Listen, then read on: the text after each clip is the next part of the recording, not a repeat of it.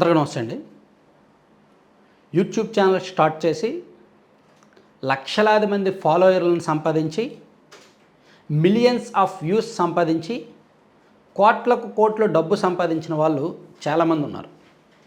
అందులో తెలుగులో మనం ప్రముఖంగా చెప్పుకోవాలంటే ఒక 10 మంది పేర్లు చెప్పుకోవచ్చు. బాగా గత 10 సంవత్సరాల నుంచి కూడా యూట్యూబ్ అనేది ఇండియాలో బాగా ట్రెండింగ్లో ఉన్నది గత 10 సంవత్సరాల నుంచే. అంతకుముందు యూట్యూబ్ ఛానల్ ఉన్నప్పటికీ వ్యూవర్స్ యూట్యూబ్ మీద స్పెండ్ చేసే టైం తక్కువ ఉండేది.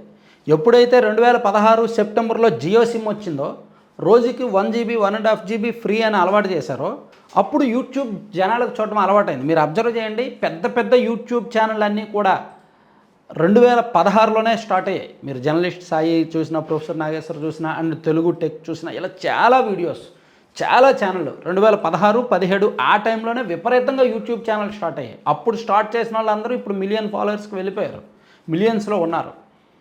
సో అంటే యూట్యూబ్కి గత దశాబ్దం ఒక స్వర్ణయుగం అనమాట. మేబీ భవిష్యత్తు ఎలా ఉంటుందో చెప్పలేం. ఈ స్వర్ణయుగంలోనే డైమండ్స్లా వజ్రాల్లో మెరిసిన వాళ్ళు కొంతమంది ఉన్నారు. అందులో నా అన్వేష్ ఒకడు. మేబీ 2020 నుంచి అతను షైన్ అవుతూ వచ్చి ఒక పీక్స్లో ఉన్నాడు ఇప్పుడు. అలాగే హర్ష సాయి ఒకడు. హర్ష సాయి అతని కంటెంటు, అతను మాట్లాడే తీరు, అతని వాయిస్ మెస్మరైజింగ్గా ఉంటుంది. Millions of followers. అతనికి వీడియో పెట్టిన ఒక రోజులో మినిమం 2-3 మిలియన్ వ్యూస్ వచ్చేస్తాయి. అలాగే అతనికి ఫాలోయర్స్ బీభత్సంగా ఉంటారు. అతని కంటెంట్ కూడా బాగుండేది. And Shanmukh Jaswanth short films తీయడం, రీల్స్, రకరకాల కంటెంట్, కామెడీ కంటెంట్ ఇస్తూ ఉంటాడు షణ్ముఖ్ జశ్వంత్. అతను కూడా యూట్యూబ్లో మంచి ఫాలోయర్స్ ఉన్నారు. యూట్యూబ్లో అతను ఒక హీరోలా ఉన్నాడనమాట, ఉండేవాడు. సో అతనికి వీళ్ళతో పాటు కొంతమంది ఉన్నారు, టేస్టీ తేజ అని, వాళ్ళని వీళ్ళని చాలామంది ఉన్నారు. యూట్యూబ్ భయ్యా సన్నీ యాదవ్ చాలామంది ఉన్నారు. సో ఇప్పుడు ఏం జరిగిందంటే కొంతమంది యూట్యూబర్లు యూజ్లెస్ ఫెలోస్గా వాళ్ళ నెత్తి మీద వాళ్ళే చేపెట్టుకున్నారు. వాళ్ళ ఏది స్వయంకృతాపరాధం సింపుల్గా చెప్పుకోవాలంటే. ఇప్పుడు హర్ష సాయి ఆయన ఎంతగా సంపాదించారంటే ఒక వీడియో పెడితే ఆయనకు ఒక వీడియో మీద 5 లక్షల రెవెన్యూ వస్తుంది. ఆ వీడియో కోసం అతను మ్యాక్సిమం 1 లక్ష 2 లక్షలు ఖర్చు పెడతాడు. అతను చేసే సాయం 1 లక్ష రూపాయలు 2 లక్షలు ఉండొచ్చు. దాన్ని వీడియోగా పెడితే ఆయనకు ఆ వీడియో నుంచి 5 లక్షల రెవెన్యూ వస్తుంది మినిమం ఒక వీడియో నుంచి. ఆయన ఒక పెట్రోల్ బంక్ ఓపెన్ చేశాను అని ఒక వీడియో చేశాడు, దానికి మోర్ దాన్ 10 మిలియన్ వ్యూస్ వచ్చాయి. అలాగే ఇంకో చోట రైతులను కొంతమందిని పెద్ద ప్యాలెస్కి భోజనానికి తీసుకెళ్ళాను అని చెప్పి ఒక వీడియో చేశాడు, దానికి మిలియన్స్ ఆఫ్ వ్యూస్ వచ్చాయి. అలాగే సాధారణ బార్బర్కి ఇల్లు కట్టించి ఇచ్చానని చెప్పి ఒక వీడియో చేశాడు, దానికి మిలియన్స్ ఆఫ్ వ్యూస్ వచ్చాయి. ఇలా ఆయన పెట్టిన ఖర్చు 5 లక్షలు ఉంటే ఆ వీడియోకి వచ్చిన వ్యూస్ ద్వారా అతనికి వచ్చిన రెవెన్యూ మినిమం 10 lakhs అబవ్ ఉంటుంది. అంటే అతనికి బిజినెస్, ప్యూర్లీ బిజినెస్. 5 లక్షలు పెట్టుబడి పెడుతుంటే 15 లక్షలు 20 లక్షలు వస్తుంది. ఈ విషయం ఎవరికి తెలియదు, సాధారణంగా ఎవరికి తెలియదు. యూట్యూబ్లో అంతంత రెవెన్యూ వస్తుందా అని మీరు అనుకోవచ్చు. ఎస్, వస్తుంది. ఏమీ లేదు, 5 నిమిషాలు వీడియోలు చేస్తాను, నాకే యావరేజ్గా ఒక 30-40 వేల వ్యూస్ వస్తాయి ఒక్కొక్క వీడియోకి. నాకే నెల వచ్చేసరికి 4-5 లక్షలు యూట్యూబ్ నుంచి వస్తుంది రెవెన్యూ. అటువంటిది మిలియన్స్ ఆఫ్ వ్యూస్ వస్తాయి. ప్లస్ వాళ్ళ వీడియోలు మినిమం 10 నిమిషాల నుంచి 15 నిమిషాలు ఉంటాయి. ప్లస్ వాళ్ళు ఎంసీఎన్ నెట్వర్క్లో ఉంటారు, కార్పొరేట్ నెట్వర్క్లో ఉంటారు, వ్యూస్ని పుష్ చేస్తారు. ప్లస్ వాళ్ళు ఒక్కొక్క వీడియోకి కొన్ని ప్రమోషన్స్ కానీ తీసుకుంటారు. సో వాళ్ళ రెవెన్యూ ఎంత ఉంటుందో అర్థం చేసుకోండి. సో అలా హర్ష సాయి తెలుగు యూట్యూబర్లో ఒక ట్రెండ్ సెట్టర్. ఆయన హిందీలో స్టార్ట్ చేశాడు, ఇతర భాషల్లో స్టార్ట్ చేశాడు. నెలకి సుమారుగా 60 లక్షల నుంచి 1 కోటి రూపాయల వరకు యూట్యూబ్ నుంచి డ్రా చేశాడు ఆయన ఒకానొక సందర్భంలో. అటువంటిది ఇప్పుడు జీరో. యూట్యూబ్ నుంచి అతనికి వచ్చేది ప్రస్తుతం అయితే పాత వీడియోస్ నుంచి ఏమైనా వస్తుందేమో కానీ కంప్లీట్ డౌన్ఫాల్. కొత్తగా ఆయన ఏమైనా వీడియో పెట్టినా సరే చూడడం తగ్గిపోయింది. ఎందుకంటే ఆయన మీద ఈ మధ్య ఒక 6 నెలల కిందట కేసు నమోదైంది. ఆయన ఒక సినిమా తీయడానికి సినిమాల్లోకి వెళ్ళినప్పుడు సినిమాలో నటించే హీరోయిన్ దగ్గరే డబ్బులు తీసుకొని ఆమె చేత పెట్టుబడి పెట్టించి ఆమె మీద అత్యాచారం, అంటే పెళ్లి చేసుకుంటానని నమ్మించి అత్యాచారం చేశాడని కేసు ఒకటి నమోదై ఎఫ్ఐఆర్ అయింది. అతని కోసం పోలీసులు ఎతికారు, అరెస్ట్ చేశారు. తర్వాత బయటకు వచ్చి ఇంటర్వ్యూలు ఇచ్చాడు, తన తప్పేమీ లేదని చెప్పాడు. ఏదైతేనే డౌన్ఫాల్ అయితే అయింది. సో ఇది యూజ్లెస్ యూట్యూబర్ నెంబర్ 1. ఇక రెండోది మనం చెప్పుకోవాల్సింది షణ్ముఖ్ జశ్వంత్. షణ్ముఖ్ జశ్వంత్ ఇంట్లో అయితే ఏకంగా నిషేధిత మాదక ద్రవ్యాలే దొరికాయి. అతని అన్న సంపత్ కుమార్ ఏదో పేరు, సంపత్ వినయ్ పేరు అతని అన్నయ్య. ఆయన ఒక అమ్మాయిని పెళ్లి చేసుకుంటానని నమ్మించి మోసం చేశాడని కేసు నమోదైంది. అండ్ షణ్ముఖ్ జస్వంత్ ఇన్ఫ్లుయెన్స్ వాడుతూ తన ఇంట్లో నిషేధిత మాద్రవ్యాలు పెడుతున్నాడని కేసు నమోదై పోలీసులు రైడ్ చేసి పట్టుకున్నారు. సో దాంతో అతని కెరీర్ డౌన్ఫాల్ అయింది. అతను కూడా ఇప్పుడు వీడియోస్ తగ్గించాడు, పెడుతున్నాడు, వేరే వాళ్ళ దానిలో పెడుతున్నాడు, కానీ అంతగా క్రేజ్ లేదు, అప్పుడున్న క్రేజ్ లేదు. ఏడాది కిందట షణ్ముఖ్ జస్వంత్ అంటే యూట్యూబ్లో ఒక స్టార్, ఒక హీరో, విపరీతమైన ఫ్యాన్ బేస్ ఉండేది. ఇప్పుడు లేదనమాట.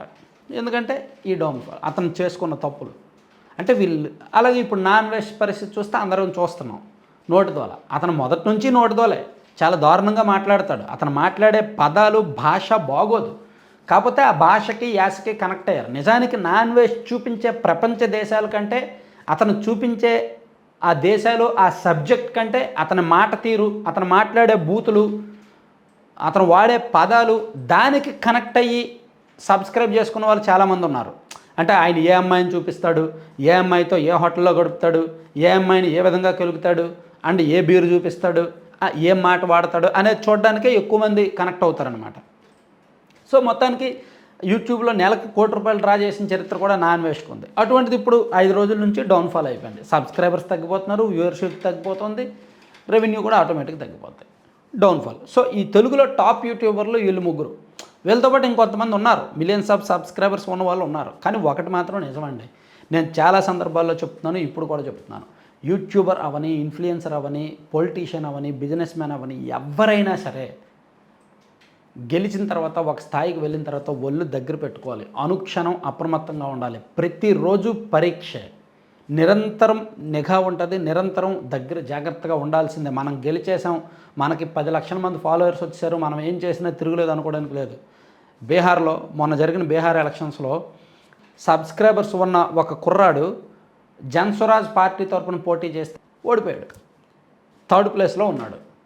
జన్స్వరాజ్ పార్టీలో ఎక్కువ ఓట్లు వచ్చిన వ్యక్తి అతను, 2వ వ్యక్తి అనుకుంటా, అతని పేరు ఏది గుర్తులేదు, ఒకసారి వీలుంటే పక్కన ఫోటో పెడతా. అంటే ఇక నేను చెప్తున్నది ఏంటంటే, యూట్యూబర్లకు సబ్స్క్రైబర్స్ ఉన్నంత మాత్రం వాళ్ళ అభిమానులు కాదు, వాళ్ళ కంటెంట్ నచ్చింది కాబట్టి సబ్స్క్రైబ్ చేసుకుంటున్నారు, చూస్తున్నారు అంతే. వాళ్ళకి ఆ వ్యక్తి నచ్చచ్చు, నచ్చకపోవచ్చు, ఆ వ్యక్తి చెప్పే మాటలు నచ్చినంత వరకు చూస్తారు. వాడు చెప్పే మాటల్లో ఏమాత్రం తేడా ఉంటే ఇంక ఈ ఛానల్ అనవసరం పక్కన పెట్టే అంటారు. సో అంతే, అనుక్షణం అప్రమత్తంగా ఉండాలి. మనం గెలిచేసాము, మనకు వ్యూస్ వస్తున్నాయి, సబ్స్క్రైబర్స్ బోల్డ్ మంది ఉన్నారు, పెరిగిపోతున్నాం, డబ్బులు వస్తున్నాయి, ఇంకా మనకు తిరుగులేదు అనుకోవడానికి లేదు. డౌన్ అవ్వడం ఎంతసేపు అండి? ఏమండి, మనం ఏదైనా కట్టడానికి సంవత్సరం పడుతుంది, ఒక బిల్డింగ్ కట్టడానికి, దాన్ని కూల్చడం ఎంత? 5 నిమిషాలు ఒక జేసీబీ వస్తాయి. అలాగే మనం సక్సెస్ అవ్వడానికి, ఒక ఛానల్ పెట్టి సక్సెస్ అవ్వడానికి 2 లేదా 3 సంవత్సరాలు పడుతుంది. అదే ఛానల్ పడిపోవడానికి ఒక నైట్ చాలు, ఒక మాట చాలు, ఒక వీడియో చాలు. అలాగే ఒక పొలిటీషియన్ గెలవడానికి, పాపం ఎమ్మెల్యే సీటు గెలవడానికి అహర్నిశలు కష్టపడి చాలా డబ్బు ఖర్చు పెట్టి ఎంతో హార్డ్ వర్క్ చేయాలి. అటువంటిది అతను కెరీర్ డౌన్ఫాల్ అయిపోవడానికి, ప్రజల్లో బీభత్సమైన వ్యతిరేకత రావడానికి ఎంతసేపు అండి? ఒక్క రోజు చాలు, ఒక్క తప్పుడు పని చాలు. అంటే ఎవరికైనా సరే మనం పబ్లిక్ లైఫ్లో ఉన్నప్పుడు ఒళ్ళు దగ్గర పెట్టుకోవాలి, మాట జాగ్రత్తగా ఉండాలి, నోరు జాగ్రత్తగా వాడాలి.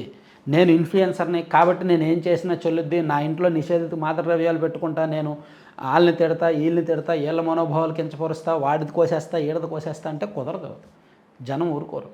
ఎంత ఇన్ఫ్లుయెన్సర్ అయినా సరే, 1,00,00,000 మంది సబ్స్క్రైబర్స్ ఉన్నా సరే, మీరు మీటింగ్ పెట్టిన 1000 మంది వస్తే గొప్ప, వస్తారు, మిమ్మల్ని చూడడానికో సెల్ఫీలు దిగడానికో వస్తారు. కానీ అది ఎంతకాలం ఉంటుంది? మీరు తప్పు చేసినా సమర్థించేంతగా ఉండరు. మీరు తప్పు చేస్తే చెమడాలు వలవడానికి కూడా సిద్ధంగా ఉంటారనమాట సబ్స్క్రైబర్స్, వ్యూవర్స్, ప్రజలు.